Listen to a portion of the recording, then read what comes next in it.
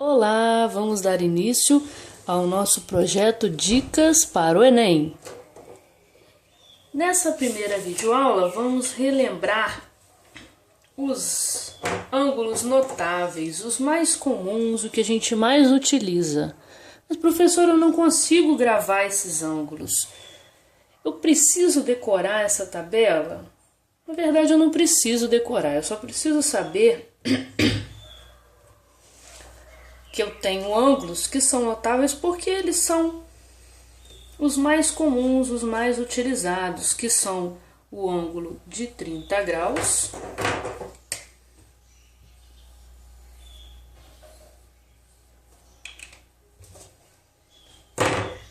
de 45 graus e de 60 graus. Mas por quê? Porque aqui eu estou trabalhando com a tabela do seno e do cosseno e tangente num triângulo retângulo, aquele triângulo que tem um cantinho assim, ó, reto. A gente já falou de triângulo retângulo. É aquele triângulo do Pitágoras. É aquele triângulo do Pitágoras, sim, bem lembrado. Ele tem um cantinho reto. E esse ângulo reto é de 90 graus. Acontece que esse meu triângulo, ele pode ser isósceles, quando tem dois lados iguais, consequentemente dois ângulos serão iguais, e a soma dos ângulos internos de um triângulo é sempre 180 graus. Podemos ver isso numa próxima videoaula. Então, se eu tenho 90 graus aqui, os outros 90 têm que ser distribuídos igualmente aqui, porque eu tenho dois ângulos iguais. Então, o meu ângulo notável no triângulo isósceles é o 45. Agora, se eu tiver um triângulo um pouquinho diferente, né? Em que eu possa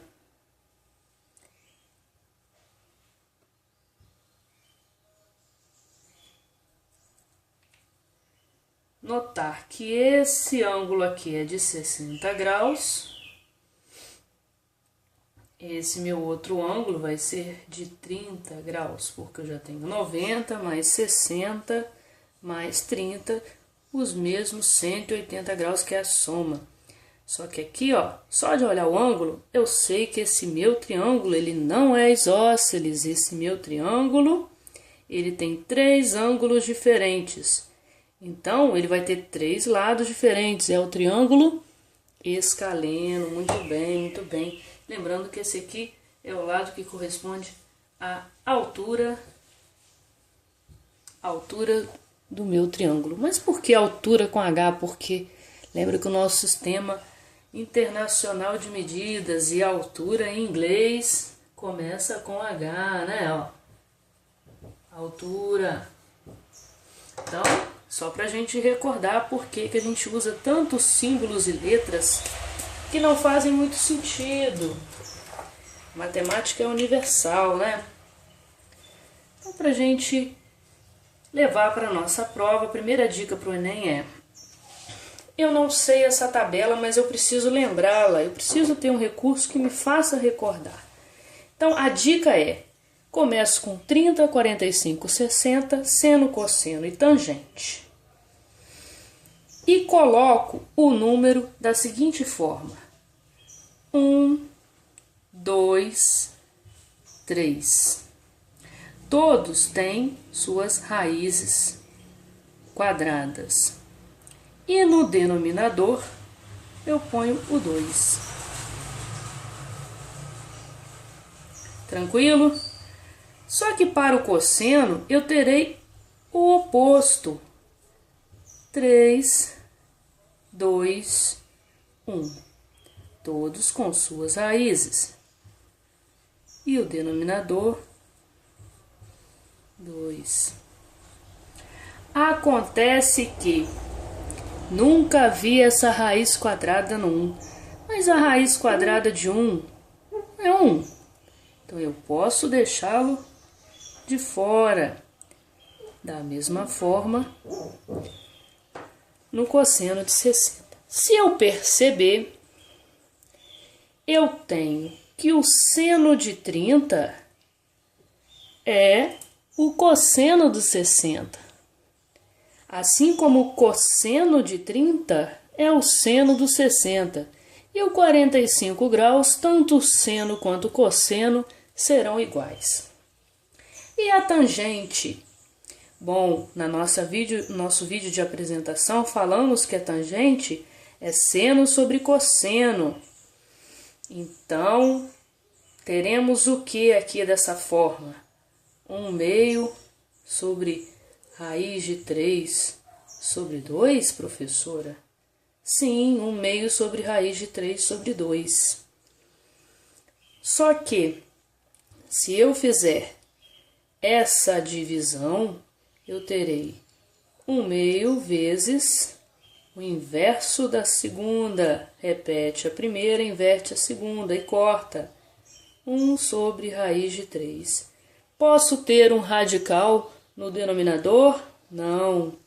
Então, eu multiplico raiz de 3 sobre raiz de 3.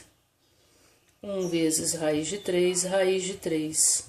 Raiz de 3 vezes raiz de 3 é raiz de 3 ao quadrado e corto raiz de 3 sobre 3. Mas terei que fazer isso sempre? Não. Estou apenas mostrando o caminho.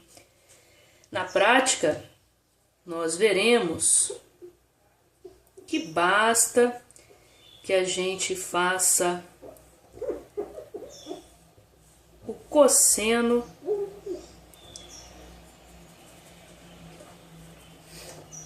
tangente é seno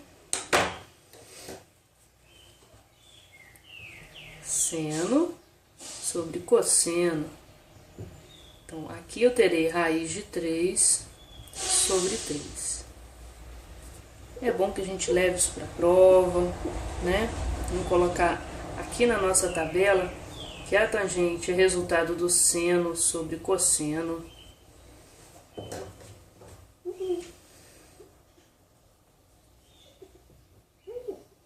vamos deixar isso bem claro.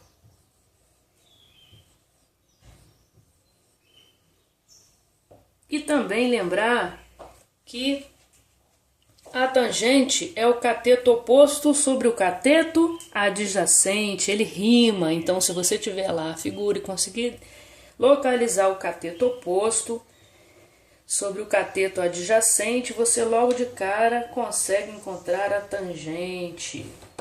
Esse recurso mnemônico é muito bom. Vamos lembrar, cateto oposto sobre adjacente, é a tangente, que é o seno sobre o cosseno. Agora, a raiz quadrada de 2 sobre a raiz quadrada de 2. Se a gente fizer o mesmo processo, eu vou ter uma divisão. Aqui eu vou ter raiz de 2 sobre 2 vezes o inverso da segunda. Corto essa com essa. Vai ficar 0? Não, fica 1, porque aqui é 1 vezes 1 sobre 1 vezes 1. Então, neste caso aqui, se eu tenho qualquer valor no numerador dividido pelo mesmo valor no denominador, a resposta simples da raiz da tangente do 45 será 1. Simples assim, né? E para 60 graus, eu terei raiz de 3 sobre 2 sobre 1/2. Raiz de 3 sobre 2, 2 sobre 1, inverte, né? Corto. Então, aqui, na verdade, eu terei apenas a raiz de 3. Então, se a gente observar, você que está assistindo esse vídeo, se quer acompanhar este raciocínio, pause, copie, relembre, volte, assista novamente. Mas veja todos os detalhes, aqui envolve várias questões, né? Então aqui eu terei apenas a raiz de 3. Então o que a gente pode observar que essa tabela é uma tabela muito importante, que ela tem os ângulos notáveis do triângulo, né? A gente está trabalhando com trigonometria no triângulo retângulo especificamente, que é aquele que tem um ângulo reto, que a gente falou, tá? E com esses ângulos, essa tabelinha, você aprendendo a construí-la, você consegue levá-la para a prova. Lembrando que a gente coloca para o seno 1, 2, 3, cosseno 3, 2, 1, 2 embaixo. E aqui a gente leva a raiz de 3, sobre 3, tá? E aqui a gente leva a raiz de 3 sozinha. É isso que vocês têm que ter em mente. Essa é sobre 3, essa é sozinha, tá? Até porque aqui ele vai estar no denominador e eu vou ter que fazer o processo para reverter a radiciação que não pode ficar no denominador.